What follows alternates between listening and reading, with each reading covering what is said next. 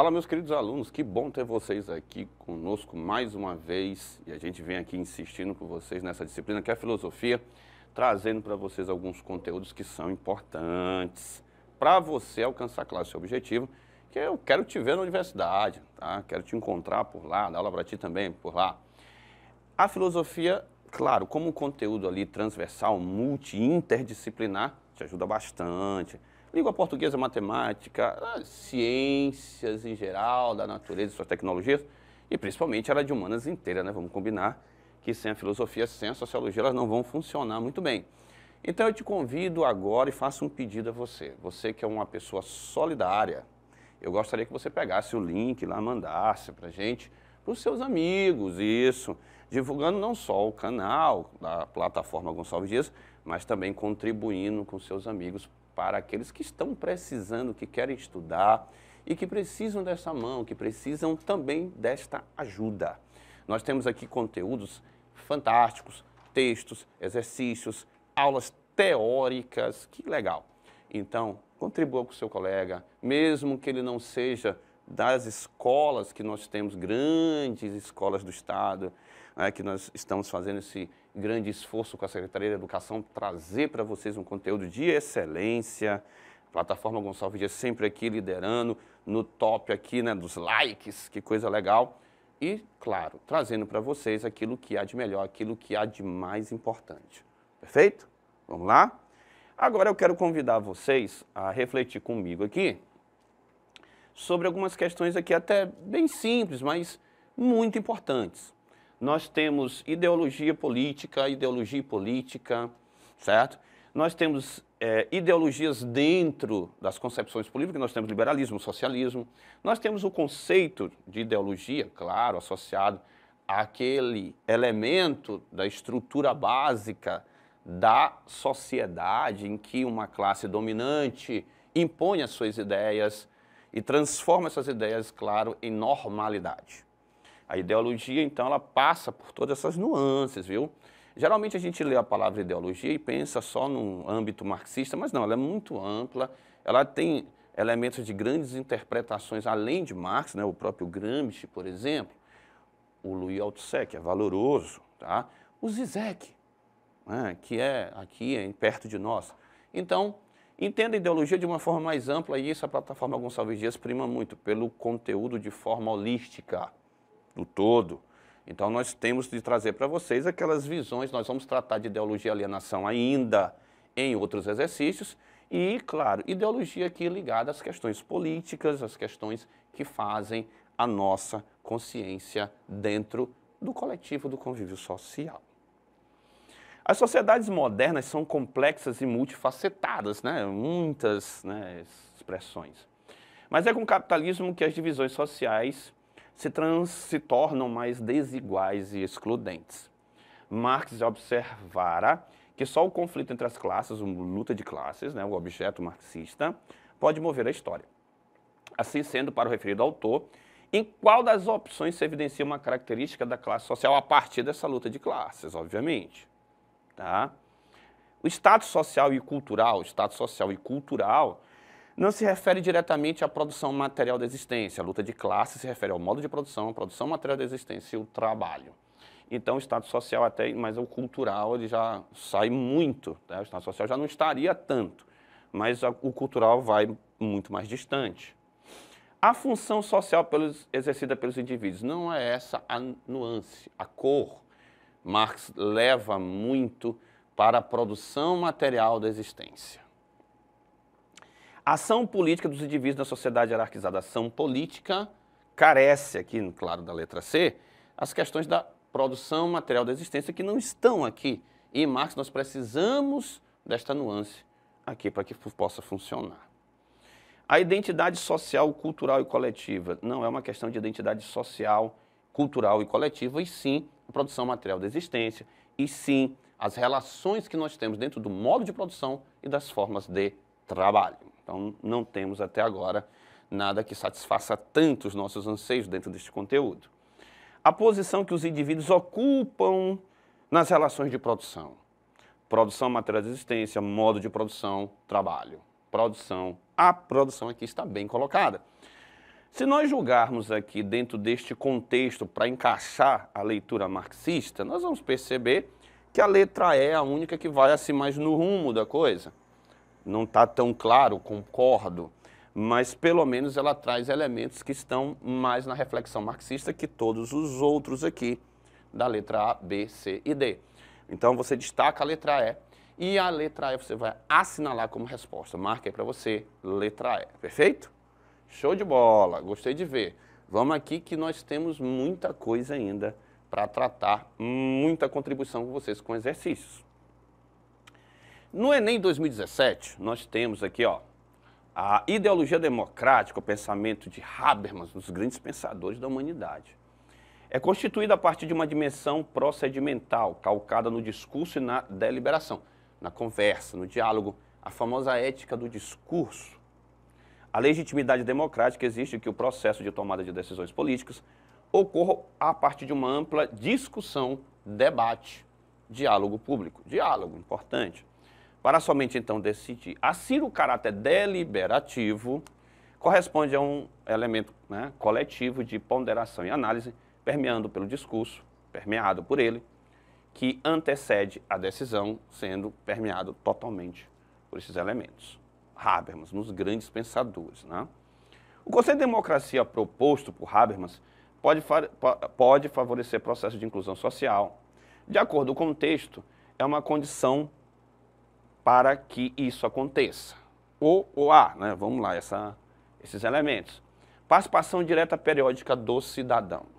Não é esse o elemento, porque ele está falando no diálogo, no debate, na deliberação entre os atores políticos, para que este elemento de inclusão seja possível. Não é essa participação direta periódica, ele não está enfatizando isso no texto. Tá? Letra B, debate livre e racional entre cidadãos e Estado. Aqui nós temos uma coisa legal, debate, deliberação, diálogo. A prerrogativa do texto em Habermas sempre está trazendo este foco. Então nós temos aqui um encaixe melhor do que a letra A, com toda certeza. A interlocução entre os poderes governamentais, ele não está falando, ele está falando da liberdade de deliberação, a deliberação entre os indivíduos de forma racional dentro do Estado.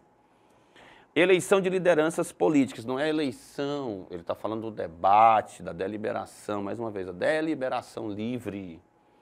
Controle do poder político por cidadãos mais esclarecidos. Bom, isso aqui seria um elemento que extrapolaria muito mais, né, do que está ali no texto. No texto a gente percebe muito que ele vai falar sobre caráter deliberativo, a deliberação, sobre a dimensão do discurso, da fala, da linguagem. O Habermas, ele é muito, claro, associado a essa compreensão linguística, a razão comunicativa, por exemplo, ok? Então nós vamos perceber que se temos de escolher algo aqui, só vai nos restar a letra B de bola, né? A letra B de bola é aquela que chega aos nossos anseios um pouco melhor, né? Então eu sugiro aos senhores aí que marque a letra B de bola e já fica essa dica com questões sobre o Habermas. O Habermas ele vai falar do ponto de vista da razão comunicativa, de uma ética do discurso e da possibilidade do entendimento do diálogo a partir da linguagem desta conversa, deste debate público entre o cidadão e o Estado livremente. Ok? Beleza pura? Conto com você, vamos lá, ajeita a coluna aí, não deixa a preguiça chegar, porque a gente aqui ainda tem muita coisa para fazer. Agora que é a segunda questão. Vamos aqui para a terceira. A participação da mulher nas decisões políticas ainda é extremamente limitada. Olha, a participação da mulher dentro desse quadro de decisões políticas, em praticamente todos os países, independente do regime econômico e social e da estrutura institucional vigente de cada um deles. É fato público e notório, além de empiricamente comprovado, que as mulheres estão, em geral, subrepresentadas nos órgãos de poder. Poucas, né? Pois a proporção não corresponde jamais ao peso relativo desta participação da população. No âmbito do poder legislativo brasileiro, a tentativa de reverter, né, ou seja, de incluir mais, né, feminilidade, este quadro de subrepresentação tem envolvido a implementação pelo Estado de, vamos lá, muito simples aqui, né? Olha só, nessa terceira questão nós temos que procurar o que seria este elemento de inclusão. Lei de combate à violência doméstica, não seria isso, nós não temos aqui na letra A, é uma sugestão para esta inclusão, né, desta representação das mulheres no órgão do poder. Claro que a violência doméstica é algo nefasto, nós temos a Lei Maria da Penha, né, de 1996, mas nós estamos falando da empregabilidade da mulher, por exemplo, né, e não da violência doméstica. Cotas de gênero nas candidaturas partidárias. Bom, aqui nós temos uma sugestão interessante, representatividade política, que a mulher tem uma subrepresentação, né? É o termo muito utilizado, ó, são subrepresentadas. Então, nesta subrepresentação, cotas para gênero, né? Dentro de partidos políticos é uma boa sugestão para promover a inclusão. Programa de mobilização política nas escolas. É interessante, mas a letra B ela é mais incisiva, ela traz um alvo melhor, ela é mais clara em relação à questão política e da representatividade política, né? Aqui, mobilização política nas escolas é uma coisa muito mais ampla, fica muito mais solto, largado, né? Propaganda de incentivo ao voto consciente. Isso aqui não é suficiente, porque o voto consciente pode não ser aliado à feminilidade. Apoio financeiro às lideranças femininas. Essa questão do apoio financeiro é até interessante, mas quando você trata de representatividade e superrepresentação, a gente precisa, na verdade, de mecanismos que possam obrigar, uma palavra muito forte, né? Que possam sugerir de forma mais radical, vamos usar o termo assim, fica um eufemismo, né? A participação da mulher dentro dessa forma de elaboração dos caminhos da cidade, que seria a politeia, a política. Então, os partidos políticos, né, em sua formação, deveriam realmente ter um mínimo de mulheres dentro deles. E aí, a gente pode perceber, esse termo cotas é um termo também muito forte, mas se vocês analisarem da letra A até a letra E, nós vamos perceber que a letra B é a única que vai assim no rumo de alguma coisa melhor, certo? Então, na letra B de bola, nós vamos encontrar uma resposta mais adequada. Então, marque para você letra B de bola, correto? Show de bola aí pra gente?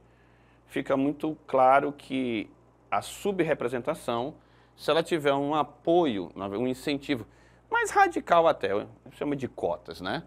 De representatividade feminina em partidos, talvez, né? Não tem essa história, possa ter um grande, né, crescimento da mulher dentro da política também. Vamos continuar aqui. Esta quarta questão é uma questão muito interessante para a gente. A maior parte das agressões e manifestações discriminatórias contra religiões, que é um tema hoje muito... Intolerância religiosa. Gente, isso é muito complicado. Nós temos questões relacionadas à feminilidade, violência doméstica. Nós temos questões aliadas ao que? À luta pela terra. Aí vem aqueles atores, né, que estão ali sendo vítimas ou até mesmo, né, algozes, porque também não são somente inocentes, né? Às vezes eles procuram confusão também, assim como sofrem violência do próprio Estado ou dos próprios donos. Nós temos a questão da africanidade também, que ainda é muito forte. Vocês gostam de usar o termo racismo, eu não gosto, mas ainda é muito grande, tá? Nós temos isso de forma estrutural, de forma conjuntural, como vocês muito conhecem. E a intolerância religiosa é um dos elementos também que nos traz, né, uma certa preocupação. E essas agressões direcionadas a essas religiões de matriz, principalmente africanas, ocorrem em lugares públicos, né, em cerca de 57%.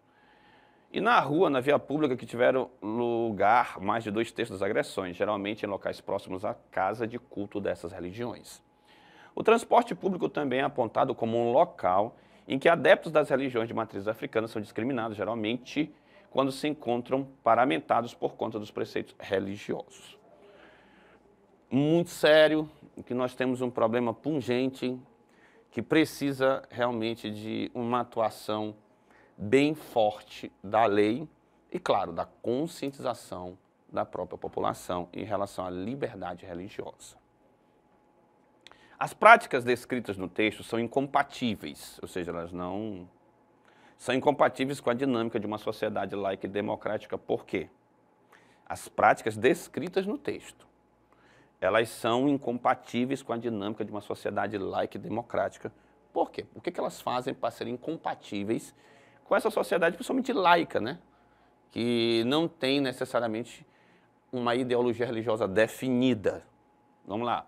Porque elas asseguram as expressões multiculturais? Não, porque se assegurassem, não teríamos este preconceito, não teríamos este problema. Então, não é esse negócio. Promove a diversidade de etnias? Também não. Porque se promovesse, nós não teríamos essa intolerância. Tá?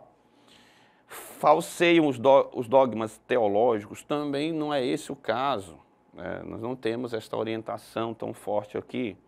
Estimula os rituais sincréticos? Não, porque se fosse isso aqui, o sincretismo, a união, a anexação, até mesmo a harmonia entre dogmas religiosos, rituais religiosos, textos religiosos, não é o caso. Pelo contrário, que é preconceito. Restringe a liberdade de credo? Credo, sim, restringe a liberdade de credo. Credo, esta restrição, o texto realmente vem tratando desta nuance. Então, aqui, meus amores, nós só temos a letra E para assinalar.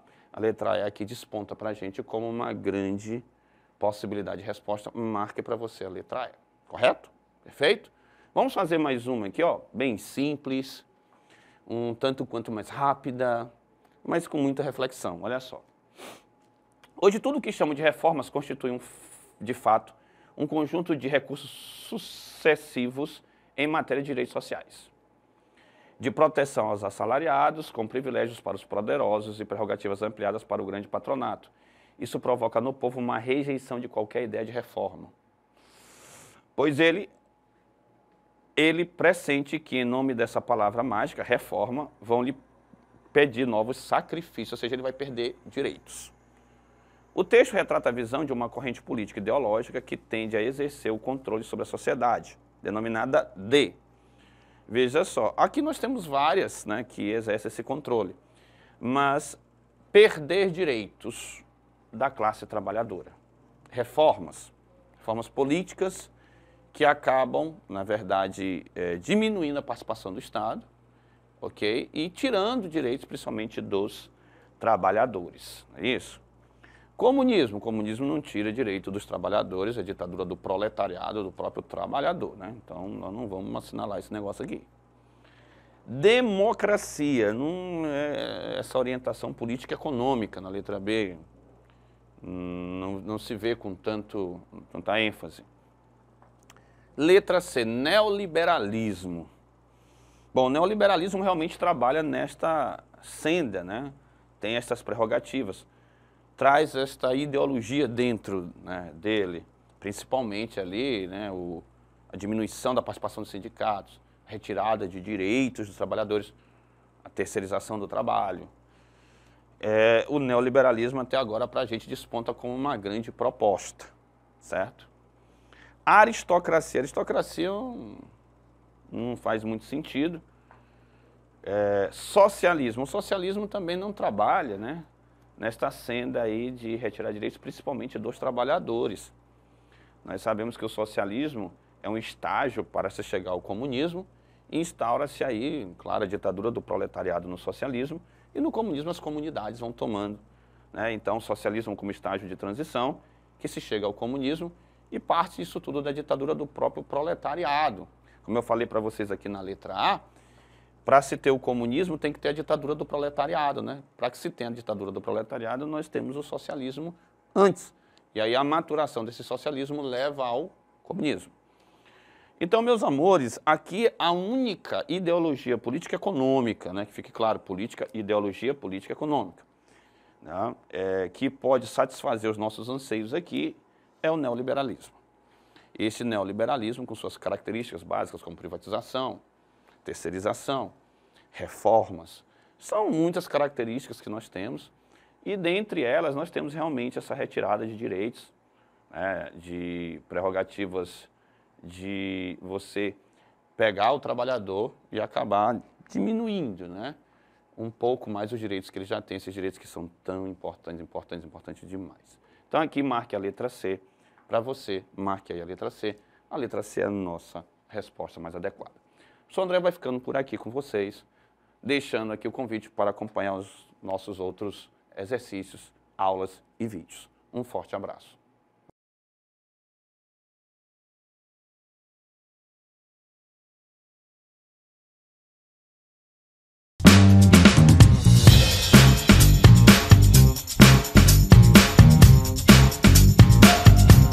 Fala, meus queridos alunos, mais uma vez com vocês aqui. Algumas atividades na aula de filosofia. Então eu te convido a ter esse foco que é tão importante, dá essa moral pra gente, tá? Te concentra. Isso, pega o materialzinho, pega uma aguinha e principalmente alinha a coluna aí na cadeira para não dar aquele desconforto, aí você fica, sabe, se mexendo. Vamos lá, vamos comigo, tá? Faz esta condição de esforço para que tu possa aproveitar legal a aula, tá bom? Então eu preciso da sua contribuição, que você me escute, que você acompanhe o conteúdo e que você vá comigo, tá bom? Vamos lá? E eu quero também te fazer um pedido. Esse pedido é importante para que você viralize as aulas, os conteúdos, indique aos seus colegas, isso é muito importante, tá bom? Espalhe, mande para os colegas, não é concorrência, é solidariedade, amor ao próximo, empatia, tá? E até mesmo alteridade. E aí tu vais aqui nas aulas sobre ética que tu vai encontrar este termo alteridade. Aqui na plataforma Gonçalves Dias nós falamos sobre tudo, então eu te convido a vir comigo, tá bom? Pode ser? Vamos lá? Nós vamos fazer algumas reflexões sobre um dos temas. Olha, fica uma dica logo aqui. Pense num tema extremamente importante para uma prova de vestibular. Este tema chama-se alienação. Ideologia e alienação são fenômenos estudados pelo grande, um dos maiores filósofos da humanidade, que é o Marx. Embora eu tenha algumas divergências aí com ele, mas nós temos de reconhecer. Um dos grandes autores, né, que é o nosso querido amigo Marx, com muita contribuição, com uma leitura singular, né, obviamente, do Capital, e ficou muito famoso a partir do trabalho que ele fez sobre ideologia, alienação, principalmente ideologia, né? Tem um livro chamado Ideologia Alemã, interessante, peça para o seu professor, para ele lhe apoiar e lhe orientar na leitura deste livro, que é um livro muito legal, dá para você tirar muitas conclusões interessantes ali também, muitos conteúdos bacanas, legais para a gente. A alienação é um fenômeno que está ligado à ideologia, necessariamente, tá?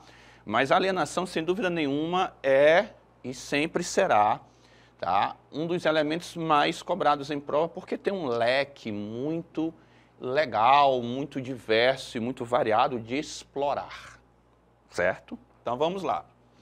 Aqui é o país do futebol, Brasil, país do futebol. Muita gente entende dessa forma, né? O Brasil está vazio na tarde de domingo, né? Domingo a galera vai assistir o Sport TV, ou então aquele jogo sagrado lá da Rede Globo, ou então da Bandeirantes, ou então de qualquer outra emissora, né? Olha o samba, país do carnaval e do futebol Brasil. Então você, no fundo desse país, ao longo das avenidas, nos campos de terra e grama, a galera gosta dessa várzea, né? Esse futebol, dessa peladeira, vai lá na praia, a galera gosta de jogar futebol, certo? A mesa fica lá fora, o salário fica lá fora, a fome fica lá fora, a comida fica lá fora, a vida fica lá fora e tudo fica lá fora. O futebol é mais sagrado, certo? Na letra da canção, aqui é o país do futebol, de Wilson Simonal. O futebol, como elemento da cultura corporal de movimento e expressão da tradição nacional, é apresentado de forma crítica e emancipada devido ao fato de, vamos lá? A. Reforçar a relação entre esporte e o samba. Será que é por isso? Com certeza não. Existe ali um fundo alienante, um fundo ali de distração, de evitar com que você pense na sua realidade se distraindo com o futebol. Não pode ser só isso. Ser apresentado como atividade de lazer, será que é por isso? Não, não pode ser só por isso.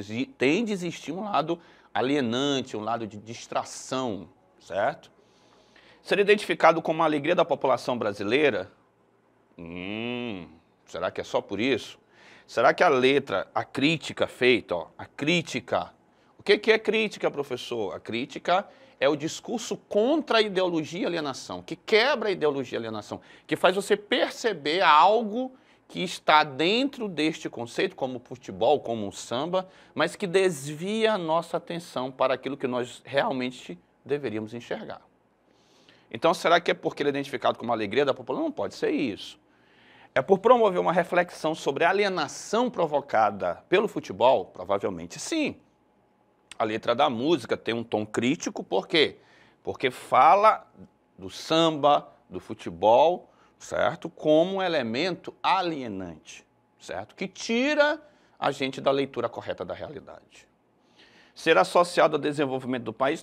Provavelmente não. Então, perceba que aqui a letra D de dado é a única que oferece uma razão para a canção vir no viés crítico. E aí, mais uma vez, olha a dica que eu vou dar a vocês. Preste atenção, anote isso aí para ti. O discurso crítico, ele quebra a ideologia e ele quebra a alienação, ele desvela, ele tira o véu daquilo que impede a gente enxergar o que é alienante e o que é ideológico, perfeito? Então marque a letra D para a gente, por favor, beleza? Marque a letra D. Segunda questão. Saudado por centenas de militares de movimentos sociais de 40 países, o Papa Francisco, Papa gente boa, né? Gosto muito dele. Só de olhar para ele você sente assim uma coisa, né, bem legal, positiva. Encerrou no dia 9/7/2018 o segundo encontro mundial dos movimentos populares em Santa Cruz de la Sierra, na Bolívia. Segundo ele, a globalização da esperança que nasce dos povos e cresce entre os pobres deve substituir esta globalização da exclusão e da diferença. O conceito de globalização, nós sabemos que ele tem coisas boas e coisas ruins. O professor de geografia, principalmente o nosso aqui, né, muito competente da plataforma Gonçalves Dias, o Milton Santos, ele usa muito, o professor Rafael também, que é de sociologia, faz sempre uma leitura bem crítica, né? São dois professores que estão sempre movendo isso aqui com vocês, e aí fica o nosso forte abraço, eles contribuindo conosco sempre na filosofia, na sociologia, em todas essas áreas eles são muito competentes, tá? E trazem sempre essas ponderações, lados positivos, lados negativos, e o Papa Francisco está trazendo aqui, olha, a globalização ela pode ser entendida como esperança também. Ela pode ser uma união a partir de coisas positivas e que tragam perspectivas de futuro, e não quebra de futuro e a desorganização social somente. Não é só uma corrida pelo capital, não é só uma corrida pelo lucro, pode ser uma corrida pela vida, pela igualdade e pela diminuição dessas, né, questões que são tão destrutivas aos seres humanos. No texto há uma crítica ao seguinte aspecto do mundo globalizado. Olha só, queremos uma globalização da esperança, certo? Então, que crítica é essa? Mais uma vez, a crítica é aquilo que quebra a ideologia, que desvela, né, alienação e ideologia. Liberdade política, bom, não pode ser uma crítica à liberdade política. Mobilidade humana, claro, não pode ser uma crítica à mobilidade humana porque isso é positivo, liberdade política também é positivo. Conectividade cultural, senhores, não pode ser uma crítica à conectividade cultural, porque conectividade cultural é uma coisa positiva também. Disparidade econômica, bom, encontramos aqui realmente algo que pode ser criticado e que está sendo criticado aqui no texto do nosso Papa Francisco. A globalização ela não precisa ser uma corrida somente em busca de dinheiro, de riqueza, ela deve ser também promovedora de esperança. Então, disparidades econômicas, desigualdades sociais estão sendo criticadas aqui na fala do Papa Francisco. A globalização não deve servir apenas como trampolim, não deve servir apenas como impulso para que as pessoas possam melhorar economicamente, e sim de olhar para o seu próximo com mais dignidade. Então eu te convido aqui a pensar bastante nesse conteúdo crítico e sempre pegar essa dica. Sempre que você tem ideologia e alienação e que aparece este elemento crítica, você vai pensar no discurso que quebra justamente essa ideologia e essa alienação, que tira esse véu da ideologia e da alienação. A gente usa muito a palavra desvelar. Desvelar é uma palavra muito importante para isso. Complementariedade comercial. Não pode ser uma crítica à complementariedade comercial, porque isso é muito positivo. Então, se os senhores analisarem aqui, vão perceber que a única alternativa que nós podemos marcar a letra D de dado com disparidade econômica. Então, marque para você a letra D, eu te convido a marcar a letra D, certo? Perfeito? Vamos lá? Terceira questão. A estética, olha só, e nós vivemos numa ditadura ideológica e alienante da beleza, do discurso do que é agradável e do discurso de como você se torna agradável. A estética relativamente estável do modernismo fordista cedeu lugar ao fermento, instabilidade e qualidades fúlgidas de uma estética pós-moderna que celebra a diferença, a efemeridade, ou seja, o que é passageiro, o espetáculo, aquilo que que vai aparecer de forma contundente, se alastrar, ser aquilo, sabe, aquela aparência exuberante, o espetáculo, a moda e a mercadificação de formas culturais, ou seja, a indústria cultural, a cultura servindo como mercadoria e não como transformação e emancipação da sociedade. No contexto descrito, as transformações estéticas impactam a produção de bens por meio de quê? Qual seria esse veículo que levaria ideologicamente, alienantemente essas estéticas a direcionar a nossa atenção para uma outra coisa? Vamos ver aqui. Letra A, pela promoção de empregos fabris integrada à linha de montagem. Olha só, ok? Letra B, pela ampliação dos custos de fabricação. Letra C, pela redução do tempo de vida dos produtos, acompanhada de crescente inovação. Olha só aqui. Preste atenção. Redução do tempo de vida dos produtos, acompanhado por crescente inovação. Isso gera uma necessidade de consumo cada vez maior. Se tornam cada vez mais obsoletos facilmente, e você precisa consumir mais, e isso leva a a uma posição de beleza, de ser agradável, aprazível, pelo aquilo que porta e não pelo aquilo que é. O Erich Fromm fala do ter e do ser. O ter inaugurando uma visão estética positiva. Redução de tempo de vida de produtos, acompanhando de crescimento e inovação, isso gera, ideologicamente, uma alienação do consumo e do consumismo, para ser mais claro que consumo é uma coisa natural, consumismo não. Diminuição da importância da organização logística não, e a expansão de mercadorias estocadas, aliada à maior parte de custo de armazenamento, também não seria isso.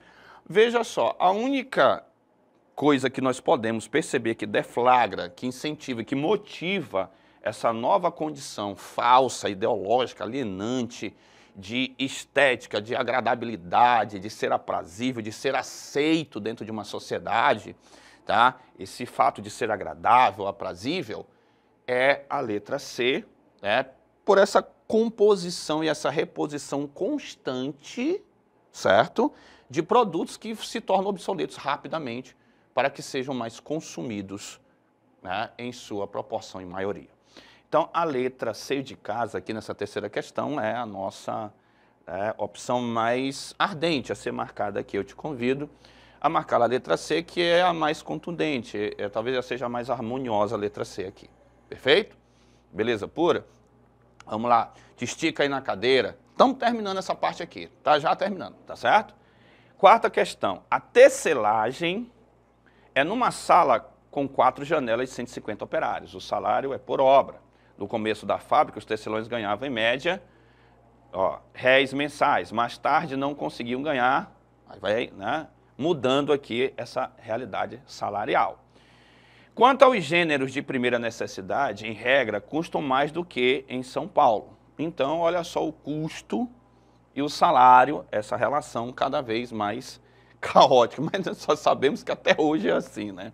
Você ganha bem menos do que necessita gastar. Até para o custeio básico, né? A famosa cesta básica. Então, a vida básica, digna, né?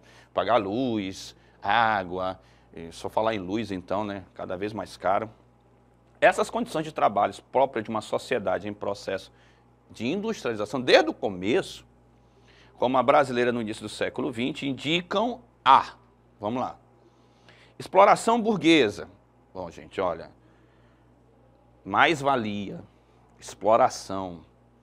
O salário ele vai sendo defasado e os preços do custo de vida, da cesta básica, da vida digna aumentando. Então, isso nunca acompanha, nunca tá de forma paritária, igual, isonômica. Então a exploração burguesa cai muito bem aqui. O burguês explorando cada vez mais, ganhando mais, pagando menos. Se dedicando menos ao trabalhador, dando menos condições de vida a ele. Organização de sindicatos não faz nenhum sentido, porque o sindicato defende o proletário e o trabalhador. Ausência de especialização, não, porque no começo da fábrica a especialização é uma lei. Industrialização acelerada, não pode ser essa a causa necessariamente. Alta de preços até faria sentido, mas falta aquele elemento de pagar e de explorar o trabalho que está no texto também. Então aqui, tá, nós temos a letra A como exploração burguesa, a nossa sugestão mais adequada. Então marca exploração burguesa vem aqui para a gente como um elemento fundamental para a gente marcar, tá bom? Exploração burguesa, marque para você. Perfeito? Vamos lá? Temos mais uma aqui, calma. Estamos terminando. Olha, o Enem PPL.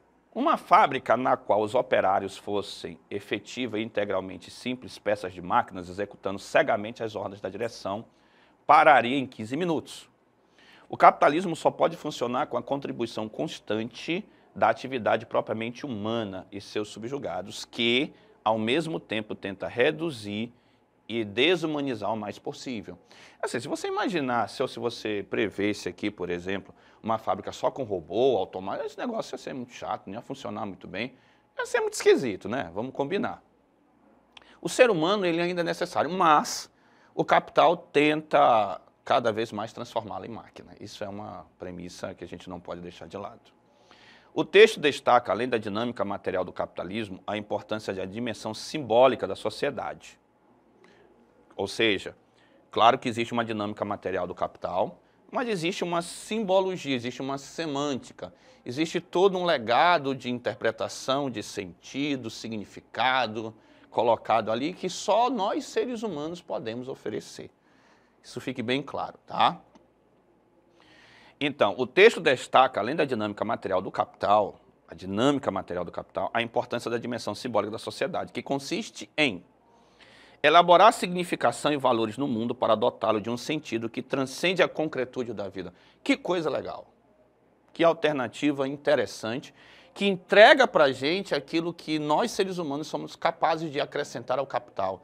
O nosso poder imaginativo, inventivo, a nossa capacidade de intervir para além daquilo que está mecanicamente determinado. Olha só, elaborar significação, agregar valores no sentido moral e não financeiro, é valorar, não é valorizar. No mundo para dotá-lo de um sentido que transcende, vai para além dessa materialidade que nós temos na vida, dessa materialidade do dinheiro, dessa materialidade dos bens que nós podemos comprar com ele. A letra A, pô, muito legal. Letra B, por estabelecer relações lúdicas entre a vida e a realidade, sem pretensão de transformar o mundo, gente. Não, a letra B está completamente fora.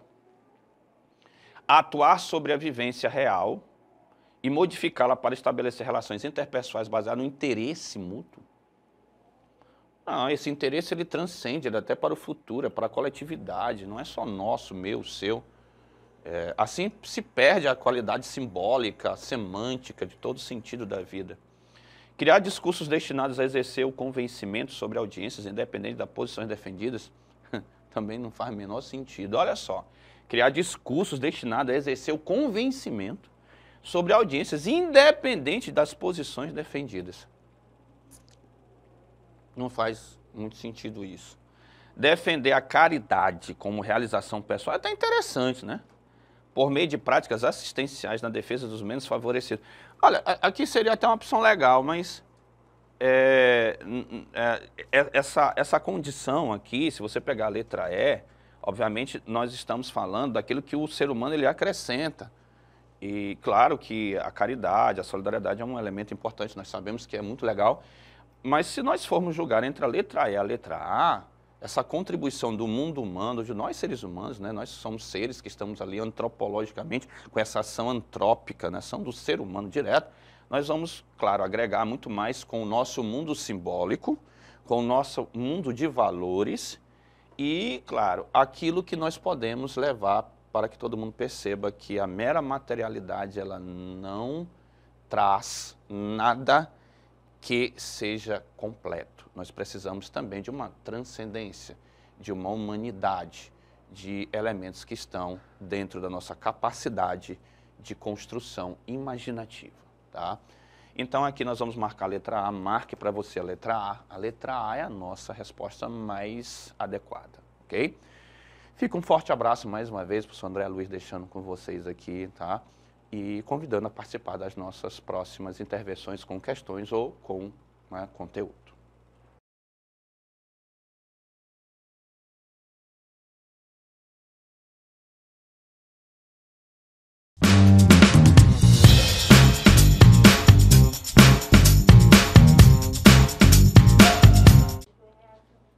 Oi, chuchus, tudo bem com vocês? E aí, galera?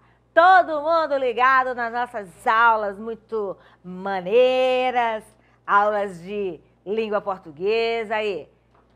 Eu tô falando com uma linguagem engraçada. Gente, é porque é por isso, às vezes a gente se despoja mesmo da língua portuguesa, a gente fala gíria, a gente... Né, eu tô falando do geral. Eu sou a professora Cacau Sotero, essa é a nossa deusa das Libras. E nós estamos falando de quê? De norma culta, né? De linguagem, de variação linguística. E uma parte aqui, né, falando de variação linguística. Ninguém pode, nem deve ser criticado pela sua maneira de se expressar, tá? Quando isso acontece, há um preconceito linguístico. Nós vivemos num país plural, um país que não tem raça pura, né? Não tem povo puro. A gente tem o nosso povo indígena, a gente tem o nosso povo negro, a gente tem o nosso povo branco, que decidiu vir para o Brasil. Aliás, decidiu vir não. O índio já vivia aqui, né? Já vivia o índio no Brasil. Aí veio o homem branco, português, europeu, e trouxe o negro. E nessa mistura de povos, nasceu um país diverso, econômica, culturalmente falando, bem pluralizado, né? Econômica deve ficar para o lado, porque a cultura, às vezes vem incidir na economia, claro, né? Mas assim, a gente tem um país muito rico e a diversidade de povos fez com que a gente tivesse uma diversidade cultural, posicionamentos na nossa fala. Existem regiões do Brasil que falam de um jeito, existem regiões do Brasil que falam de outro jeito. Mas tudo é Brasil, tá, gente? E em função dessa diversidade de linguagem, uns puxam mais o som do S, né, do som chia um pouquinho, outros puxam mais o R, tá? Uns falam tchê, outros falam oxente, né? Nós aqui no Nordeste, oxente, minha filha, oxente, bichinho, formas carinhosas de falar. E isso vai se construindo, né, uma linguagem muito rica, muito pluralizada. Agora, quando nós vamos fazer uma prova de redação, né, esse programa aqui vai te preparar para o PAES, o EMA e Enem, lembrando que você que nos assiste de outros cantos do Brasil, você pode também utilizar as nossas aulas para vestibulares tradicionais, tá bom? E variação linguística sempre cai em provas do Enem, né? Toda provinha tem lá uma questão de variação linguística. Então, nós temos que tomar cuidado. Não podemos ter preconceito linguístico. Sabemos que existem muitas variações, e as variações são regionais, como eu já falei, né? Eu estou frisando muito na regional, mas nós temos variações históricas, porque os nossos antepassados falavam de um jeito, nós já falamos de outro, a língua vai evoluindo, uma palavra vai dando lugar a outra, outras palavras vão caindo em desuso. Aqui, em São Luís do Maranhão, quando alguém usa uma palavra que já não se faz, já faz bastante tempo que não se usa essa palavra, aí o pessoal diz assim, éguas. É o novo. Você já ouviu falar essa expressão? Éguas. Aqui em São Luís do Maranhão, o éguas é uma interjeição. Quando você se admira de alguma coisa, que uma coisa é muito legal, ou uma coisa é muito ruim, você fala assim, éguas, né? E é uma expressão tipicamente nossa. Eu já falei de frutas, eu já falei das variações regionais, claro. Mas a gente tem, como eu já disse, as palavras que vão evoluindo, né? Umas vão dando lugar à outra, né? Por exemplo, o você. O você que é o resultado do vossa mercê, que depois passou para vós, mercê, e chegou no você. E agora na internet a gente usa o C, né? Você que sabe, o C.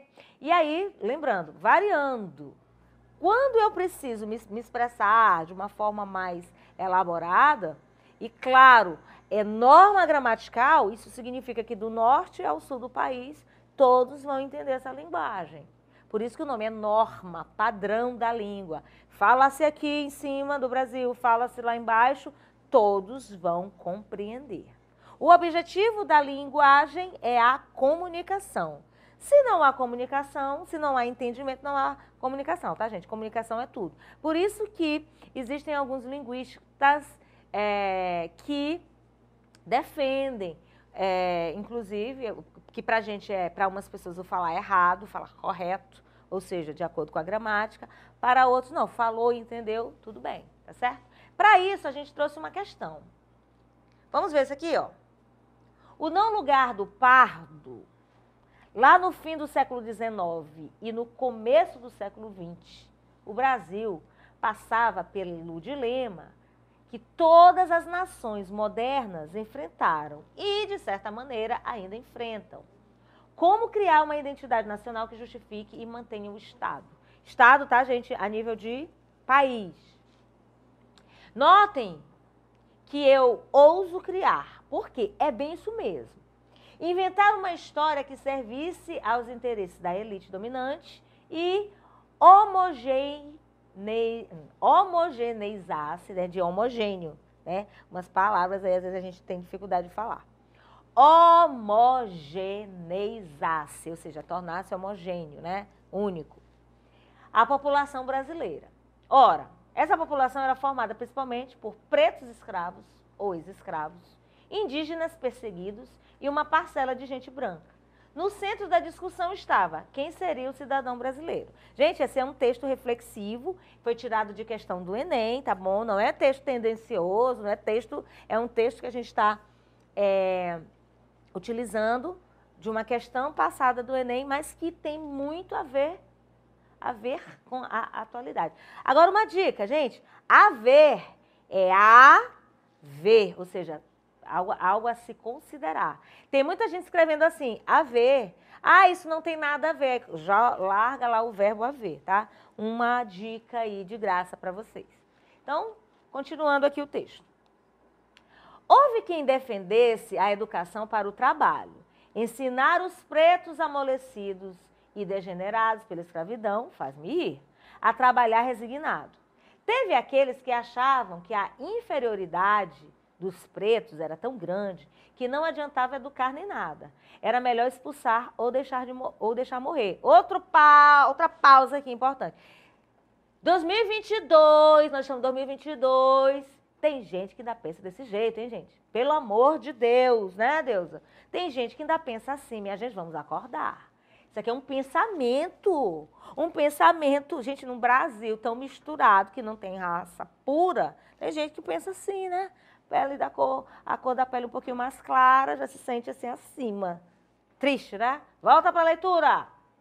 O Brasil, em seus debates sobre a nação e seus cidadãos, bebeu muito das teorias racialistas que estavam em voga na Europa e sendo amplamente utilizadas para justificar a colonização na África depois de séculos e séculos de saque humano. Não preciso nem dizer o que é isso. Então, a gente tem um texto reflexivo. E o objetivo do texto, além de trazer para nós a reflexão, tem a questão da norma culta. Daí surge o pardo, como a gente conhece hoje. O pardo não é raça, não é povo, não é cidadão brasileiro. Ele é o estágio transitório entre a base da pirâmide, os negros, e o topo, os brancos. Ou seja, eu não sou preta, mas eu também não sou branca. Então, eu sou parda. Ó, na minha certidão de nascimento tem lá escrito parda, que eu nasci com uma tez clarinha, mais clarinha, mas eu não sou caucasiana, então a gente joga pardo, entendeu? Não é branco, ainda não chegou no estágio sublime da branquitude, onde é que está escrito que ser branco é ser sublime, né, gente? Tudo isso é invenção do homem, né? Do homem muito mal educado, né? que garante o direito à vida, oportunidades e cidadania, mas é prova viva da boa vontade do esforço de se embranquecer, tão valorizado por uma elite branca que desde sempre morre de medo dos pretos fazerem daqui o Haiti. Como fala Foucault, o poder do Estado moderno não é negativo, ele é normatizador. Ou seja, estabelece normas de conduta estéticas discursivas e beneficia aqueles que fazem o jogo. No caso do Brasil, o jogo é o jogo da branquitude. Quanto mais branco você tentar ser, seja usando intervenções estéticas ou compartilhando o discurso político e social, mais tolerável você vai ser. Nisso, nós que somos claros temos uma vantagem. O branqueamento estético é mais alcançável para nós. Mas nada disso garante que você vai passar de boa em uma sociedade racialmente hierarquizada. O embranquecimento é, sobretudo, uma mutilação. E para quem ainda tem dúvidas, mutilação é sempre ruim, ok? Não tem gradação de violência e mutilação, aí o texto continua. Muito interessante, mas nós vamos avaliar o quê? A norma culta. Mas é claro que se é um texto reflexivo, nós não podemos fechar os olhos às coisas ruins que ainda acontecem em 2022 em relação à cor da pele, tá, gente? Fica a dica. Racismo se combate com inteligência, com posicionamento e com muita delicadeza. Considerando o contexto de circulação de um artigo de opinião e o propósito discursivo do produtor do texto acima, no caso que nós já lemos nos slides anteriores, os recursos argumentativos utilizados têm a função de quê? Defender a importância da tomada de consciência acerca de condutas sociais a fim de estancar os preconceitos na sociedade brasileira. B. Influenciar o leitor para um comportamento social mais ético e moral a fim de hierarquizar a sociedade racial brasileira. C. Apresentar divergências raciais recorrentes a fim de ocultar as condições de representatividade étnica. D. Ironizar práticas sociais existentes a fim de chamar a atenção do leitor para as atitudes preconceituosas existentes na conduta brasileira. Ou letra E. Refletir sobre as ideias expostas pelos intelectuais contemporâneos a fim de ressaltar a topografia étnica brasileira. Fácil demais. Letra D. Ironizar, né? Ele usa bem o texto com essa intenção, ironizar práticas sociais existentes a fim de chamar a atenção do leitor para atitudes preconceituosas existentes na conduta brasileira, tá? Dos fragmentos a seguir, a palavra sublinhada, cuja relação morfossintática difere das demais. Aqui a gente tem uma parte de gramática, tá certo? Que te ajuda na construção do teu texto, né? Saber como é que você vai usar, como vai deixar o teu texto mais bonito, tá bom? O bom andamento da língua a partir da gramática, que a gente não pode dissociar jamais. Letra A. Notem que eu ouso criar. Parágrafo 2, né? O segundo parágrafo. Criar uma identidade nacional que justifique. Lembrando que isso aqui, todas essas alternativas têm trechos do texto. Letra C. Eu li a letra B, não, né? Criar uma identidade nacional que justifique. Primeiro parágrafo. Letra C. Uma história que servisse aos interesses da elite. Parágrafo 2. Aqueles que achavam que a inferioridade dos pretos, parágrafo 3, né, o terceiro parágrafo, ou das teorias racialistas que estavam em voga na Europa. Então, dos fragmentos, a palavra que está sublinhada, todas são que, tá? Você vai marcar a opção cuja a relação morfossintática difere das demais. Por exemplo, quando eu digo assim, notem, notar o quê? Que eu uso criar. Esse que aqui é uma conjunção integrante, né? Quem nota, nota alguma coisa. Aqui a gente tem um período, né? Um período composto por subordinação. Aqui, ó, criar uma identidade nacional. Tá faltando alguma coisa. Que justifique, tá. Letra C. Uma história a qual servisse aos interesses da elite. Aqui eu já tenho o pronome relativo. Aqueles que achavam que a inferioridade dos pretos. Aqueles, também aqui a gente tem um pronome relativo. Teorias racialistas que estavam em voga na Europa. Gente, já dei a resposta para vocês, né? Letra A. É a única aqui que a gente tem uma conjunção integrante. Eu vou explicando e eu não me contenho, já vou te dando as pistas. Mas é bom, né, você saber. O que pode ser um pronome, aqui no caso, conjunção integrante, né? Quem nota alguma coisa. Eu tenho um verbo transitivo, então eu tenho aqui uma oração no lugar de um objeto. Eu amo análise sintática, gente, eu me realizo. E aí, período composto por subordinação, hein? Tem que entender, né? Então aqui eu peguei uma questão e coloquei para vocês, né? Como é que a gente pode entender a relação morfossintática. Por que morfossintática, Cacau? Aqui a dica, ó. Morfologia, saber qual é a classe de palavras, e sintática, né? Sintaxe, eu tenho que entender a função daquela classe no texto. Então, as demais são pronomes relativos, o qual, uma identidade a qual justifique, uma história a qual serviço. Então, para saber se o que é pronome relativo, só substituir por o qual. Tá bom? Gostaram? Então, já saiu aqui, eu fiz aqui a análise sintática para vocês. Amei! Mais uma questão. Considere o texto a seguir. Eurico, meu querido, ainda no belíssimo cartão que você me deu, aqui estou para cobrar-lhe o material para o nosso Museu da Literatura Brasileira. Fotos antigas, modernas, você com uma falda, com os filhos, com os amigos, textos, manuscritos, caricaturas, cartas que escritores famosos lhe escreveram, enfim, todas as marcas de sua passagem quente. Seremos agora em diante verdadeiramente imortais. E verdade, que ninguém quer saber de museu, né? Aliás, deixa eu voltar aqui, gente. É verdade. Sabe por que eu falei ir? Por causa da luz que me encandeia. Aí eu fiz ir, mas continuando, ó. É verdade que ninguém quer saber de museu, mas José Geraldo Nogueira Moutinho e eu bolaremos uma ala erótica só para iniciados. Vai ser estimulante. Meu querido, lembra? Eu te disse um dia que meu pai tinha algo do seu? Aí vai a prova. Beijo carinhoso, Lígia. É uma cartinha, né? Nessa carta, destinada ao escritor brasileiro Érico Veríssimo, olha, chama Érico, olha que intimidade. Lígia Fagundes Telles, também conhecidíssima, né, da nossa literatura, convoca-o, quem? O Eurico, o Érico, né? Eurico, é ótimo. A doar fotografias e manuscritos ao novo Museu de Literatura Brasileira, bem como a estender o convite aos seus conhecidos. Considerando as características do gênero textual apresentado nesse texto, evidencia uma situação de comunicação informal, marcada pela presença de marcas de oralidade e a presença de um apelo emocional ao pedido feito pela autora brasileira. Pedante, ou seja, considerando-se que a autora se expressa ostentando cultura e erudição. Tá, gente? Aquelas palavras mais elaboradas, aquelas coisas. Tem gente que adora fazer isso, né?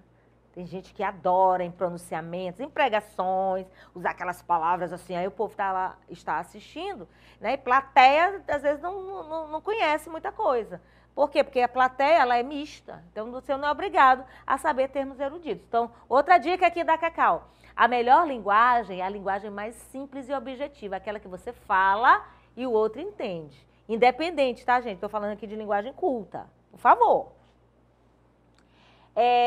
Íntima, percebida pelo comentário feito pela autora acerca de um fato antecedente, ressaltando a aproximação entre os interlocutores. Ou difusa, visto que há um longo discurso com explicações supérfluas. Ou formal, motivada pelo distanciamento entre os interlocutores e o intento argumentativo manifestado pela remetente. Vou voltar aqui só um pouquinho, para você ver, né? Olha só. Érico, meu querido, eu acho até que eu falei Eurico, né? Tô lendo mal.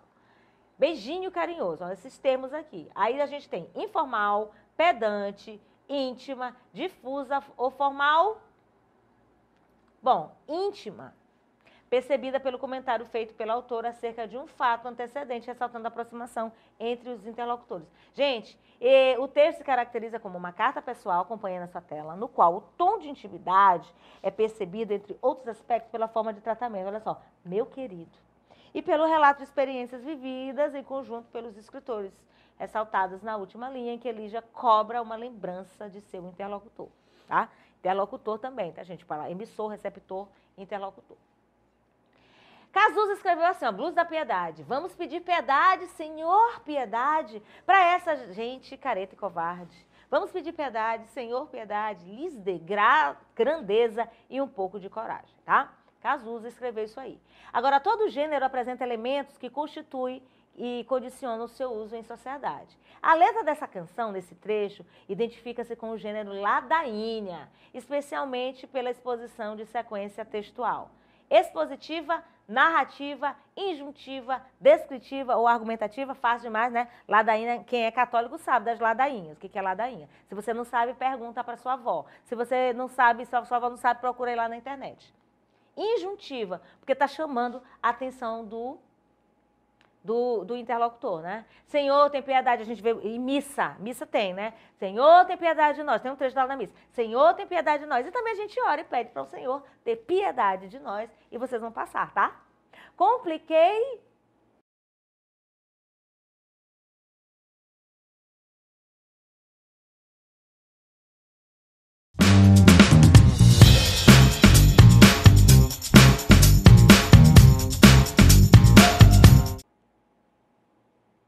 Oi, chuchus, tudo bem com vocês?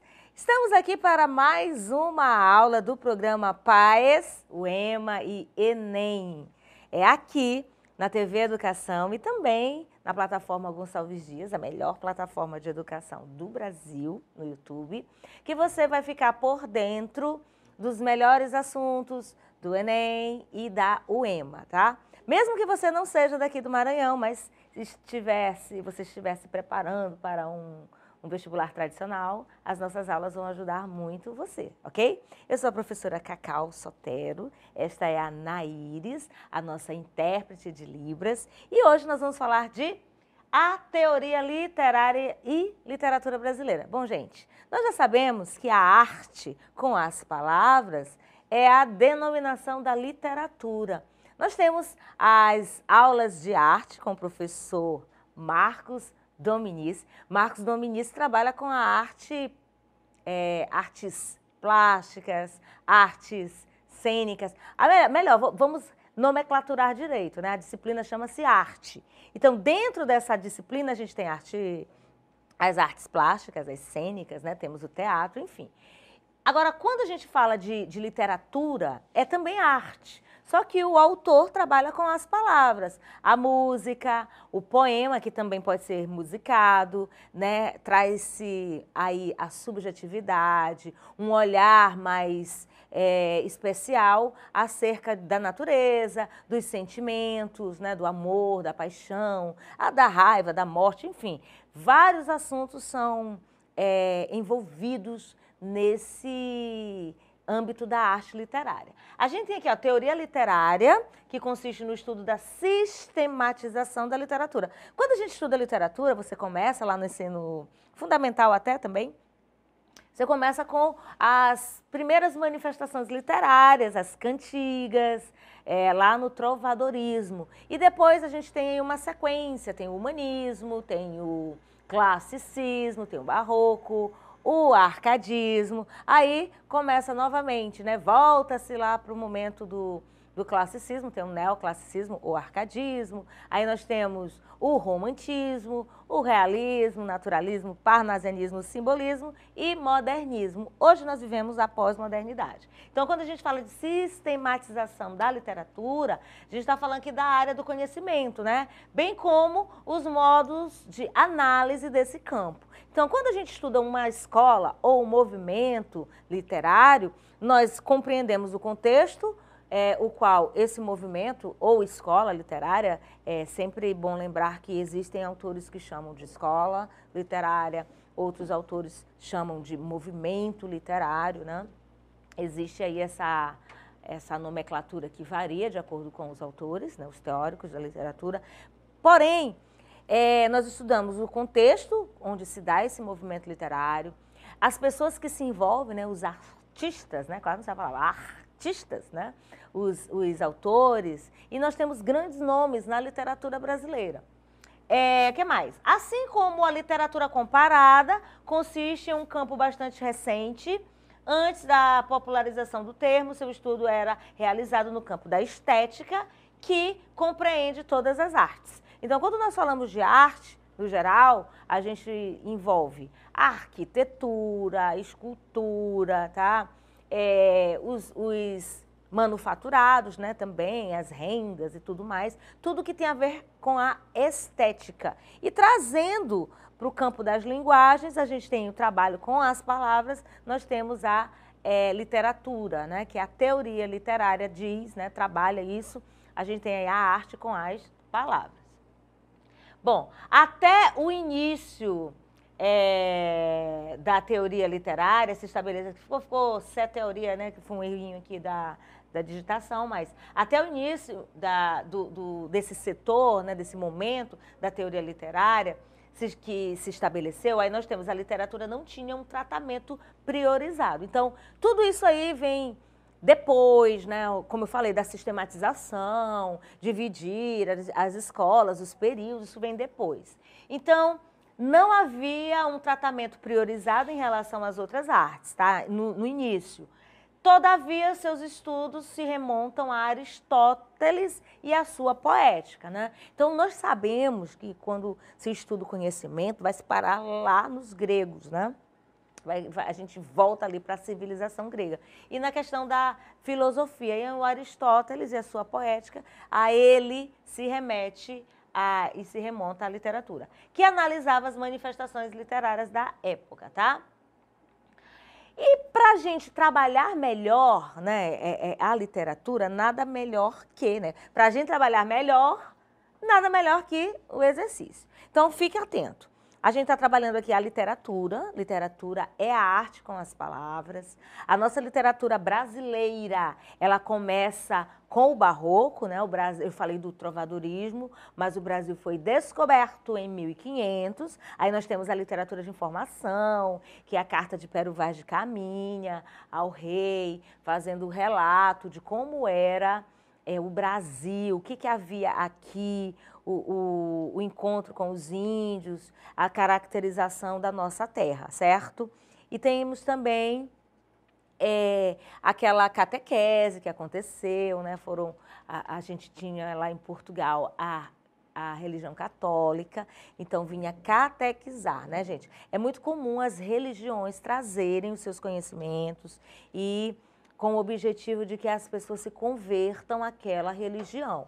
Então, nessa época, havia o catolicismo. Hoje nós temos, a partir do catolicismo, veio o protestantismo e abriram-se muitas denominações nomenclaturadas evangélicas, que também têm a sua forma de catequizar, né? De pregar e converter, né? Levar ao cidadão, levar à pessoa os princípios que aquela religião defende. Então, naquela época não era diferente. Então, por que eu falei disso? Porque os padres jesuítas também foram muito, como é que eu vou dizer, importantes nesse processo aí de trazer a cultura europeia para o Brasil, tá bom?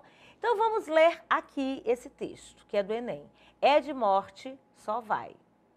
Morte é de morte. Detetive particular, está na plaqueta. Tenho um escritório numa galeria de Copacabana entre um fliperama e uma loja de carimbos. Dá só para o essencial, um telefone mudo e um cinzeiro. Mas insisto numa mesa e numa cadeira, apesar do protesto das baratas. Elas não vencerão. Comprei um jogo de máscaras. No meu trabalho, o disfarce é essencial para escapar dos credores. Outro dia entrei na sala e vi a cara do King Kong andando pelo chão. As baratas estavam roubando as máscaras. Espisoteei meia dúzia. As outras atacaram a mesa. Consegui salvar a minha bique e o jornal. O jornal era novo, tinha só uma semana, mas elas levaram a agenda. Saí ganhando. A agenda estava em branco. Meu último caso foi com a funcionária do Erótica, a primeira ótica da cidade, com balconista topless. Acabaram mal. Morte é de morte, está na plaqueta. Bom, aqui a gente tem uma crônica de Érico Veríssimo, né? Luiz Fernando Veríssimo, Érico Veríssimo, não, Luiz Fernando Veríssimo, tem o Érico Veríssimo, é outro autor. E a gente tem aqui uma crônica que entra também como uma manifestação, né? Porque o autor, né, você sabe que a crônica é um gênero textual narrativo que utiliza situações do dia a dia, né, fatos, para trazer uma lição, trazer como é que diz, uma reflexão, vamos dizer isso, né? Lição já é fábula. E aqui ele fala da funcionária, ele fala de como era o trabalho dele, ele é um detetive. E aqui a gente tem, ó, nessa crônica, o efeito de humor. Gente, os textos literários têm uma função, né? No caso, a crônica, que entra na questão da literatura, eu posso classificá-la ali dentro, né? Eu posso trabalhar a questão do texto, e eu também posso classificar nessa questão literária. Por que literária, Cacau? Porque a gente trabalha com uma linguagem diferente da linguagem não literária, que é a linguagem mais objetiva, mais verídica, né? Uma linguagem que traz um fato e acabou, uma informação. E a não literária não, ela trabalha com a metaforização, trabalha com a subjetividade, e aí a gente vê esse critério que diferencia da linguagem não literária. Então, o efeito de humor é basicamente construído por uma, letra A, segmentação de enunciados, baseada na descrição dos hábitos do personagem. Letra B, ordenação dos constituintes oracionais, na qual se destaca o núcleo verbal. Letra C, estrutura composicional caracterizada pelo arranjo singular dos períodos. Letra D, sequenciação narrativa, na qual se articulam eventos absurdos. Ou letra E, seleção lexical, na qual predominam informações redundantes. Então, gente, o humor, ele se dá pela sequenciação no qual se articulam eventos absurdos, como, por exemplo, as baratas carregarem as máscaras, né? O King Kong me olhando, enfim. Essas coisas absurdas, isso dá um efeito de humor, tá bom? Por exemplo, eu costumo dizer, às vezes a gente brinca, eu acho que você também já fez essa brincadeira aí no seu bairro, quando tem época assim de muita praga, né? Que o pessoal chama de pernilongo, de muriçoca e tal. Gente, eu tive que me segurar, senão elas iam me levar. Isso aí é uma articulação de eventos absurdos. Como é que as pragas vão levar, né? As praguinhas, os pernilongos nos carregar. É o que o Ed Morte faz aí nesse texto. Segunda questão. Ela nasceu lesma. Vivia no meio das lesmas, mas não estava satisfeita com sua condição. Não passamos de criaturas desprezadas, queixava-se. Só somos conhecidas por nossa lentidão. O rastro que deixaremos na história será tão desprezível quanto a gosma que marca a nossa passagem pelos pavimentos. A esta frustração correspondia um sonho. A lesma queria ser como aquele parente distante, o escargot. O simples nome já a deixava fascinada. Um termo francês, elegante, sofisticado, um termo que as pessoas pronunciavam com respeito e até com admiração, mas lembravam as outras lesmas. Os escargots são comidos, enquanto nós, pelo menos, temos chance de sobreviver. Este argumento não convencia a insatisfeita lesma, ao contrário, preferiria exatamente terminar sua vida desta maneira. Numa mesa de toalha adamascada, entre talheres de prata e cálices de cristal. Assim como o mar é o único túmulo digno de um almirante batavo, respondia, a travessa de porcelana é a única lápide digna dos meus sonhos. Aqui a gente tem Moacir Clear, tá? Ele escreveu Sonho de Lesma. Então aqui o eu lírico é a lesma. O eu lírico é a lesma falando da dificuldade da vida que ela tem, da vida desprezível, inclusive, e da possibilidade ou do sonho de ser um escargot, porque é um termo mais elegante, é um termo francês, e etc, etc, e etc. Bom, incorporando o devaneio, quer dizer, o sonho da personagem, gente, você observa aqui pode observar aqui no slide anterior, personagem estava denominado com artigo masculino e aqui feminino. A palavra personagem, só uma dica, antes, há muito tempo, ela era só admitia o artigo A, né? A personagem, como a criança, como a jovem não. Agora, personagem já admite os dois artigos, tá? Então aqui a gente tem da personagem, eu também poderia colocar do personagem. Mas como a gente pegou a questão do vestibular, a gente vai seguindo aí o padrão da questão, tá certo? Então, às vezes, palavras mudam até o sentido de tanto o quanto elas são usadas, tá bom? Então, voltando aqui, ó, incorporando o devaneio da personagem, o narrador compõe uma alegoria que representa o anseio. Gente, o que é alegoria? A alegoria, trazendo um significado ipsis-literis, né, significa o quê? Um enfeite, um adereço. Dentro dos textos, a alegoria, ela é apresentada com as figuras de linguagem, né? Você já ouviu falar de livros alegóricos? Por exemplo, a Bíblia, ela é alegórica. Por quê? Porque existem passagens onde os escritores usam de muitas metáforas, de muitas figuras de linguagem para falar de algum assunto, né? Então, deixa isso alegórico. Cadê? O texto fica, a representação fica alegórica, tá? Então, nesse caso, o narrador deste texto compõe uma alegoria. Vocês entenderam o que é alegoria? Não é, no caso, enfeitar, mas é usar de recursos, como as figuras de linguagens, para dar um realce. Porque aquilo vai ter um significado mais específico, assim, para quem vai ler, tá bom? Então, a alegoria representa o anseio de quê? Rejeitar metas de superação de desafios, restaurar o estado de felicidade pregressa, materializar expectativas de natureza utópica, rivalizar com indivíduos de condição privilegiada ou valorizar as experiências hedonistas do presente. Então, a gente está falando de quem? Da lesma, que se acha desprezível, que queria ser escargot, e a resposta é materializar expectativas da natureza utópica. Por que utópico? Porque uma lesma nunca será um escargot, né? São espécies diferentes, né? Será que eu estou certa falando espécies diferentes? Né? Porque a gente tem a cadeia alimentar, tem a espécie, tem, como é que eu vou dizer? Tem aqueles tipos de animais que estão na mesma espécie, mas não são iguais, enfim. A gente trabalha isso aí. Então, utópico por quê? Porque ela nunca vai chegar a ser um escargot, tá bom? Vamos para mais uma questão. Tem assim, ó, o poema noturno citadino é a base responsável para a gente responder as próximas duas questões, tá? Citadino tem a ver com cidade, tá, gente? Ó.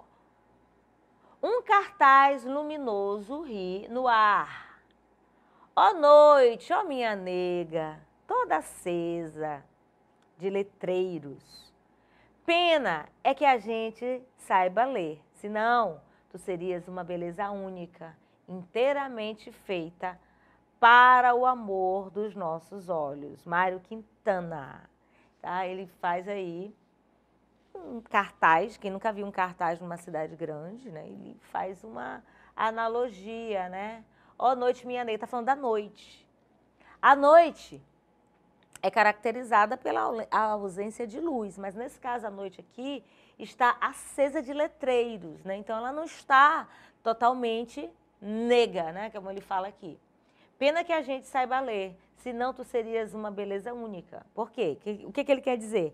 Que os letreiros do cartaz tiram a atenção da pessoa, então ela vai ler o que está escrito ao invés de admirar a beleza da noite. Tá certo? Vamos lá. O sujeito lírico, para fazer entender seus sentimentos no poema, pretende criar um dialogismo imaginário íntimo. Aí, por isso que a gente fala de linguagem literária, né? Ele conversa com a noite. Letra A, no primeiro e no segundo versos, quarto e quinto versos, 3 primeiros versos, terceiro, quarto e quarto versos, ou no segundo e nos 3 últimos. Aí eu volto aí o texto na tua tela. Opa, aí ó. Um cartaz luminoso ri no ar. Ó noite, ó minha nega, toda a seda de letreiros. Pena é que a gente não saiba ler, senão tu serias de uma beleza única, inteiramente feita para o amor dos nossos dias. A pergunta é onde está esse dialogismo imaginário íntimo? Eu já dou segundo e nos 3 últimos versos. O segundo aqui, ó. Ó, minha nega, que é intimidade. E aqui, ó, o tu. Tu serias de uma beleza única, inteiramente feita para o amor dos nossos. Então, dá essa intimidade, tá bom? Jogo de palavras para trazer aí a subjetividade do autor. Tem mais uma? O articulador argumentativo, o senão, imprime no poema um valor semântico. Quando ele diz, aí eu vou voltar de novo, olha na tua tela. Pena é que a gente saiba ler, senão tu serias uma beleza única, inteiramente feita para os nossos dias, tá? Esse senão aqui que a gente está analisando. Vamos voltar lá? Quando ele diz senão, é uma comparação, uma adição, uma inclusão, uma adversidade ou uma alternância. Eu preciso entender o contexto para responder que é uma adversidade, ou seja, uma ideia contrária. Gente, olha só, é uma questão que traz, apesar de ser de teoria literária, traz um desafio, exigir de você o conhecimento de semântica, de significado. E quando a gente fala de adversidade, como eu já disse, ideia contrária. Você fala de uma coisa, mas em seguida você contrapõe aquilo que você havia dito na construção anterior, tá certo? Bom, eu teria mais uma questão da UEMA, mas o nosso tempo já é curtinho, né? Não dá para ler tudo e tudo mais, mas eu vou dizer para vocês o seguinte, hoje a gente trabalhou teoria literária e literatura brasileira, falamos de linguagem literária, linguagem não literária, falamos das nomenclaturas que os linguistas, os teóricos literários dão para a escola, movimento literário, enfim. Tudo isso você encontra aqui em nossas aulas e pode aprofundar com o seu professor, nos seus livros e continuar conosco para novas aulas de linguagens. Compliquei?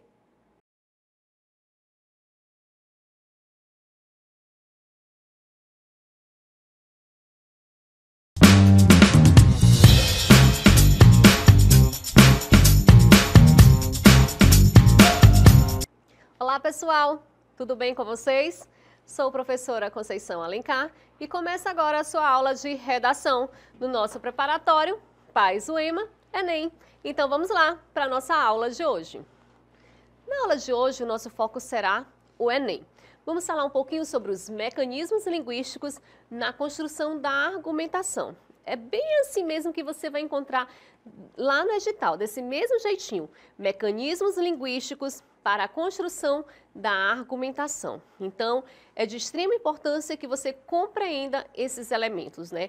Os elementos que estão ligados à coesão, à coerência, para que você possa fazer uma boa argumentação. Se você deseja redigir um bom texto argumentativo, precisa saber como melhorar a argumentação na redação. Isso significa entender que argumentar não é o mesmo que expor as suas ideias sem uma estrutura e adequação correta.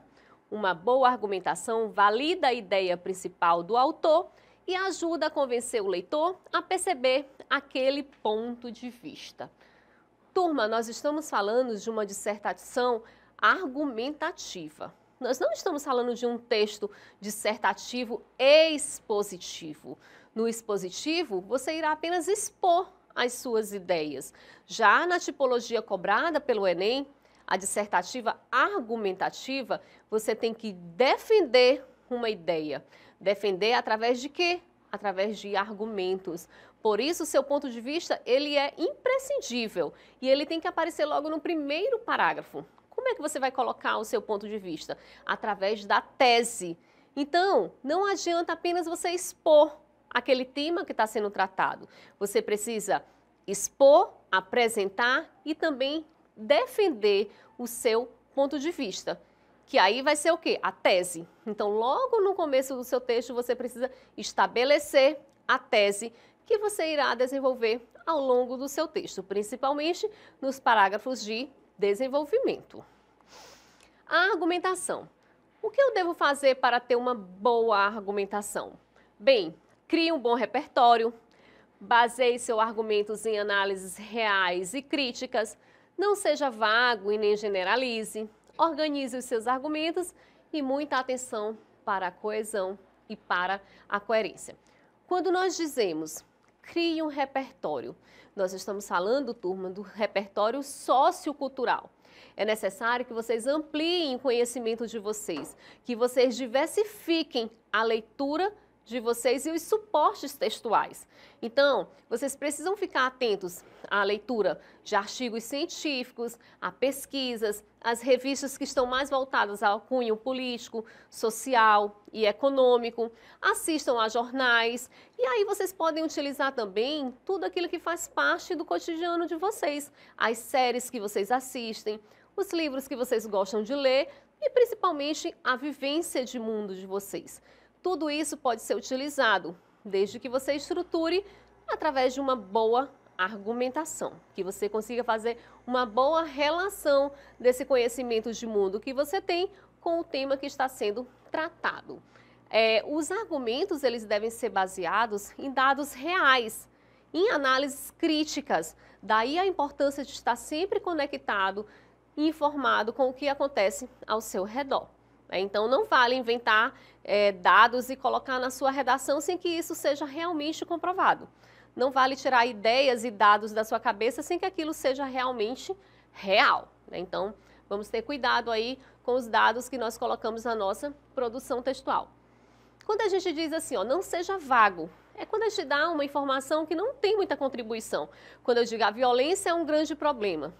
Não tem nada de novo nisso. Nós sabemos que a violência é um grande problema. Quando eu digo a educação é muito importante, sim, todos sabem que a educação é muito importante. Nós precisamos pensar em como você vai utilizar esses argumentos dentro da sua redação. Então, fuja desses argumentos que são muito vagos, né? Que são muito genéricos. Então, é necessário especificar e ir direto dentro daquilo que você está tratando, levando em conta o que você já colocou lá no início, que foi a sua tese. Não deixe o seu texto desconectado. É necessário que ele tenha uma continuidade. Tenham elementos que vão relacionando um parágrafo a outro. Os argumentos eles devem estar muito bem organizados, o planejamento do texto de vocês, principalmente lá no desenvolvimento.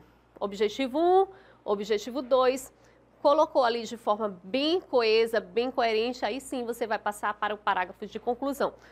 O que é muito comum, os candidatos não organizarem as ideias, colocarem ideias que são da conclusão lá na introdução, ideias que são do desenvolvimento lá na conclusão ou na introdução. Então, dá uma misturada aí nos parágrafos e não fica uma estrutura, não tem uma sequência lógica que a gente possa ler e compreender a ideia que você está defendendo. A competência 4 da redação do Enem avalia se o candidato consegue demonstrar conhecimento dos mecanismos linguísticos necessários para a construção da argumentação. Sim, é dessa forma que vocês irão encontrar. Nós temos uma competência para avaliar esses mecanismos linguísticos da sua argumentação. Ou seja, você não vai defender o seu ponto de vista de qualquer jeito. É necessário um planejamento e é necessário uma organização, porque nós temos aí uma competência apenas para analisar esses mecanismos linguísticos que serão utilizados. Quais são esses principais mecanismos? A coesão e a coerência. A competência 4 da redação do Enem avalia a construção coesiva do texto, analisando se o candidato consegue aplicar com pertinência e diversidade os pronomes, os advérbios, os sinônimos, os operadores argumentativos e outros recursos da língua para encandear as ideias e defender o seu ponto de vista. Para ter um bom desempenho nessa competência, o aluno deve utilizar, sempre que possível, conectivos entre frases e parágrafos, atentando-se à relação semântica estabelecida entre as partes. Então, turma, é muito importante que vocês tenham ideia dos conectivos que vocês estão utilizando e que esses conectivos eles façam sentido, que vocês tenham consciência do que sentido você quer passar. Você quer dar uma explicação? Você quer fazer uma ideia oposta, uma contrariedade? Você quer dar ideias de alternativa? E aí assim por diante. Os conectivos eles terão essa possibilidade de trazer esse valor semântico. Lembrando que esses conectivos eles vão fazer principalmente o quê?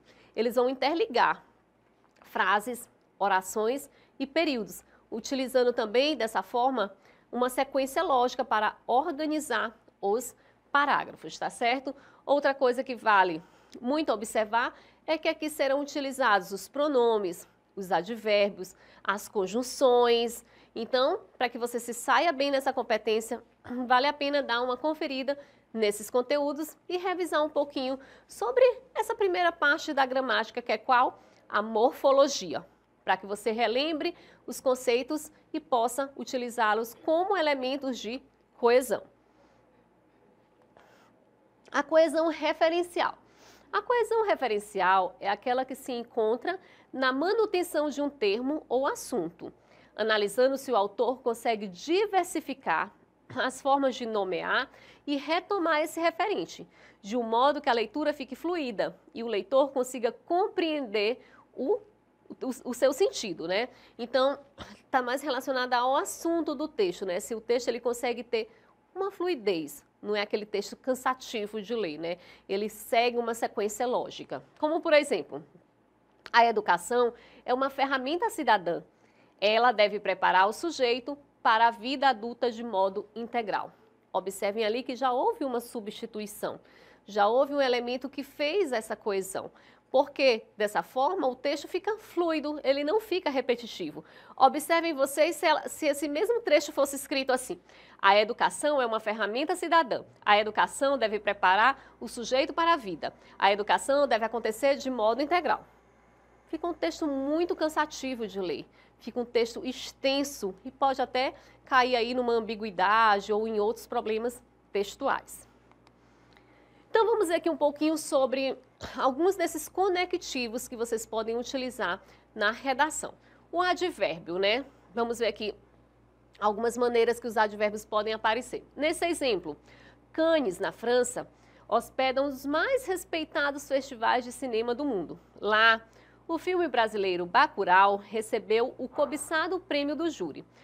O advérbio lá é responsável por estabelecer a relação entre os períodos. Então, advérbios, eles podem sim ser utilizados para fazer essa retomada. E aí tem vários advérbios que vocês podem utilizar, de acordo com o sentido que vocês querem passar ao texto de vocês, né? Advérbios de tempo, advérbios de modo, de lugar, de afirmação, de negação, de dúvida. Então, de acordo com o sentido que você quer passar ao seu texto, você vai escolher o advérbio que é adequado para retomar ou para fazer essa referenciação no texto. Os artigos. Comprei um livro na feira literária em Poços de Caldas. O livro era de Chico Buarque de Holanda, ganhador do Prêmio Camões. Aqui nesse caso, o artigo definido o, que veio antes do substantivo livro, define esse nome e no texto especifica que se refere ao livro citado na frase anterior. Por isso também serve para estabelecer uma relação coesiva. Aqui no caso, quando ele usa o artigo definido, ele especifica mais, né? Ele deixa ali mais interligado, ou seja, ele já sugere que ele não deu uma ideia ampla, uma ideia indefinida. Ele define e retoma algo que já havia sido citado. Então, os artigos são de extrema importância também e você pode estar utilizando também para substituição ou para retomada. Então, vale aí como um excelente recurso coesivo também. Os sinônimos. A importância do respeito às religiões de origem africana foi lembrada pela aluna. A estudante queria fazer valer seu direito constitucional à prática religiosa. Nesse caso, a aluna foi substituída pela expressão estudante, né? Ele utilizou da sinonímia. Esse é um recurso muito utilizado, que são os sinônimos. Para que o texto de vocês não fique repetitivo, ao longo do texto vocês vão buscando outras palavras que tenham o mesmo sentido, ou seja, sinônimos, para fazer aí essa substituição. Os hiperônimos ou hipônimos. Aquela jovem sabe falar várias línguas. O Guarani é a sua favorita. A expressão Guarani é hipônima da expressão línguas. O uso adequado desse recurso faz uma referenciação com efeito de especificação ou abrangência. Lembram desse conceito de hiperônimos e hipônimos? Basta pegar ali a semântica da palavra, né? Pegar ali o radical. Quando eu digo hiperônimo significa algo mais abrangente, algo realmente amplo. Mas quando eu digo hipônimo, já está algo mais específico. Observe então que primeiro ela utilizou um hiperônimo, algo que é mais abrangente, como no caso línguas. Existem várias línguas, então é algo bem amplo, bem abrangente. E aí ela vai para um campo mais específico, que são os hipônimos. E aí sim, ela citou qual é essa língua ela estava se referindo. No caso aqui, o Guarani. Ela poderia estar se referindo à língua portuguesa, à língua inglesa, à língua francesa e várias outras. Então, atenção aos hiperônimos e aos hipônimos. Hiper, algo mais amplo, e hipônimo, algo mais específico. A nominalização. Os alunos se manifestaram protestando contra o escândalo de corrupção que envolvia o desvio de verbas da merenda escolar. A manifestação chamou a atenção da mídia e das autoridades e instaurou-se uma investigação. A nominalização é o recurso de retomar a ideia anterior, conceituando-a com algum nome. No exemplo, a expressão manifestação retoma toda a ideia do período anterior. Ela vai nominalizando, né? Ela vai dando nomes a determinadas situações. Manifestação, protesto, reunião, encontro, vai ali encontrando um nome que seja mais adequado àquela situação específica. O texto só pode ter unidade se as suas partes estão bem relacionadas. Os conectivos são como nós que amarram e sustentam o texto. Os conectivos, turma, como se fossem pequenos nozinhos que vocês vão utilizando de um parágrafo para o outro, para que eles estejam interligados, para que eles estejam amarrados. O texto ele precisa ter uma fluidez, ele precisa ter uma sequência lógica. Por isso ele é dividido entre introdução, desenvolvimento e conclusão, onde na introdução apresenta-se o tema, no desenvolvimento coloca-se ali os argumentos e na conclusão eu faço a finalização. Ou seja, existe uma sequência lógica. Se você pula essa sequência, se você quebra essa sequência, certamente pode ter aí um prejuízo na compreensão do seu texto. Basta você pegar um filme. Quando um filme tem um enredo linear, ou seja, ele segue uma sequência lógica de início, meio e fim, ele é de fácil compreensão. Quando o filme tem um enredo não linear, quando ele começa já pelo final, e aí você fica fazendo aqueles flashbacks, é bem mais difícil para a gente compreender. É como se fosse um quebra-cabeça, que a gente vai montando ali as peças até a gente conseguir compreender. Então, o ideal é que a produção textual de vocês, ela siga uma estrutura linear, de introdução, desenvolvimento e conclusão, para que o leitor não precise ficar fazendo esse quebra-cabeça para entender a ideia que você quis passar. Dicas essenciais para ter um bom desempenho nessas competências.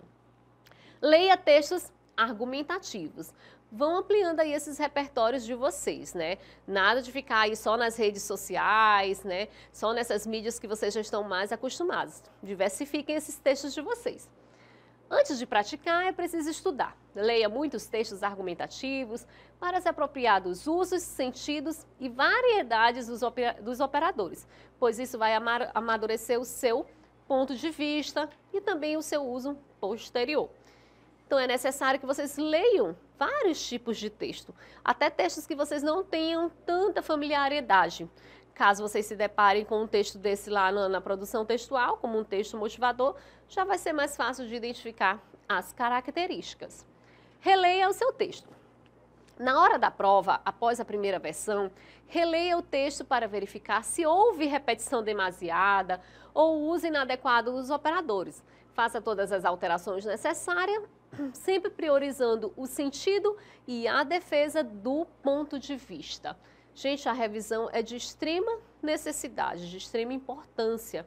Às vezes a gente está escrevendo de forma tão fluida, tão rápida, que a gente nem percebe que acabou recorrendo ali em várias repetições. E aí quando a gente volta para fazer a revisão, que a gente vê que repetiu muitas palavras, que poderia ser utilizado um sinônimo e fazer aí alguns ajustes, algumas alterações. Analise a sequenciação.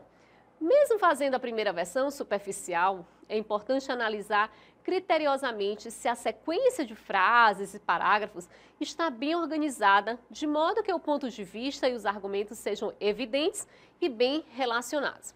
A sequenciação, nós já falamos, ela é muito importante. Ela precisa ter elementos que vão interligando e que demonstre que existe uma sequência lógica de introdução, desenvolvimento e conclusão. Use conectivos que você conhece. Apesar de ser necessário diversificar o uso de conectivos, não é aconselhável utilizar operadores que você desconhece ou não tem propriedade de uso. Isso porque muitas vezes acreditamos formalizar o texto, porém atrapalhamos seu sentido. É preciso aumentar seu repertório, pratique a sua leitura, pois ela ensinará os modos adequados de aplicar os operadores. Isso aqui eu vejo com muita frequência.